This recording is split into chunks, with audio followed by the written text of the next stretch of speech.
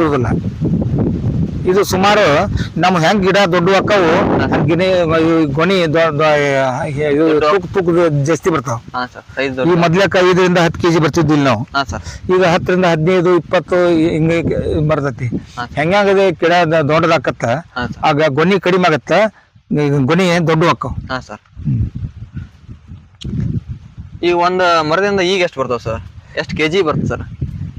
ಈಗ ಅವರೇಜ್ ಅವ್ರು ಹೇಳ್ತಾರ ಒಂದು ಮರಕ್ಕ 2 ಕ್ವಿಂಟಲ್ ಬರ್ಬೇಕು 1 ವರ್ಷಕ್ಕೆ ಅಂತ ಹೇಳ್ತಾರೆ. 2 ಕ್ವಿಂಟಲ್ ಬಂತಪ್ಪ ಅಂತಂದ್ರ ಈಗಿನ ದರದ ಪ್ರಕಾರ, ಈ ರೇಟಿನ ಪ್ರಕಾರ ಅಂದ್ರ 3,000 ರೂಪಾಯಿ ಆಗತ್ತ. ಒಂದು ಕ್ವಿಂಟಲ್ ಎಷ್ಟು ಐತಿ? 1 ಕ್ವಿಂಟಲ್ 1,500 ರೂಪಾಯಿ ಐತಿ. 1 ಕ್ವಿಂಟಲ್ 1,500 ರೂಪಾಯಿ ಐತಿ. 2 ಕ್ವಿಂಟಲ್ ಬಂತಪ್ಪ ಅಂತಂದ್ರ 3,000 ರೂಪಾಯಿ ಆಗತ್ತ. 3,000 ರೂಪಾಯಿ ಆಗತ್ತ. ಆದ್ರೆ ನಮ್ಮ 1 ಎಕರೆಕ ಇವು ಸುಮಾರು ಎಷ್ಟು